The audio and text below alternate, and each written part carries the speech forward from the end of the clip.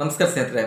ಮುಂದಿನ ಹಲವಾರು ವರ್ಷಗಳ ನಂತರ ನಮ್ಮ ಕರ್ನಾಟಕದಲ್ಲೂ ಹಿಮ ಪರ್ವತಗಳು ಸೃಷ್ಟಿ ಆಗುತ್ತೆ ಅಂತ ಕೆಲವರು ಅಭಿಪ್ರಾಯವನ್ನು ವ್ಯಕ್ತಪಡಿಸಿದ್ದಾರೆ. ಯಾವ ರೀತಿ ಕರ್ನಾಟಕದಲ್ಲೂ ಕೂಡ ಈ ಹಿಮ ಪರ್ವತ ನಿರ್ಮಾಣವಾಗುತ್ತೆ ಅಂದರೆ ಇಲ್ಲ ಸೃಷ್ಟಿ ಆಗುತ್ತೆ ಅಂದರೆ, ಇತ್ತೀಚಿನ ಕೆಲವು ದಿನಗಳ ಹಿಂದೆ ನಾವು ಸೋಷಿಯಲ್ ಮೀಡಿಯಾಗಳಲ್ಲಿ ಆಫ್ರಿಕಾದಲ್ಲಿ ಭೂಮಿ ಬಿರುಕು ಬಿಟ್ಟು ಎರಡು ಭಾಗವಾಗ್ತಿರುವ ದೃಶ್ಯಗಳನ್ನು, ಫೋಟೋ ಆಗಿರ್ಬೋದು, ವಿಡಿಯೋಗಳನ್ನಾಗಿರ್ಬೋದು, ನ್ಯೂಸ್ಗಳನ್ನಾಗಿರ್ಬೋದು ನಾವು ಕೇಳಿರ್ಬೋದು, ನೋಡಿರ್ಬೋದು ಸ್ನೇಹಿತರೆ. ಆಫ್ರಿಕಾದಲ್ಲಿ ಎರಡು ಪ್ಲೇಟ್ಗಳಿದೆ. ಒಂದು ನೂಬಿಯನ್ ಪ್ಲೇಟು, ಇನ್ನೊಂದು ಸೋಮಾಲಿಯನ್ ಪ್ಲೇಟು.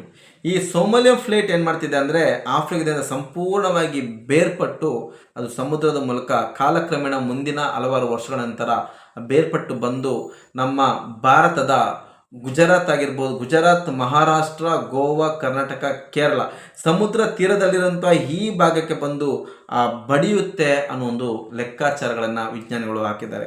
ಆ ಬಡಿಯುವ ಫೋರ್ಸ್ಗೆ ಎರಡೂ ಪ್ರದೇಶಗಳು ಒಂದಕ್ಕೊಂದು ಡಿಕ್ಕಿ ಆದಾಗ ಆ ಫೋರ್ಸ್ಗೆ ಆ ಮಧ್ಯದಲ್ಲಿ ಹಿಮ ಪರ್ವತಗಳು ಸಹಜವಾಗಿ ನಿರ್ಮಾಣವಾಗುತ್ತೆ ಸ್ನೇಹಿತರೆ.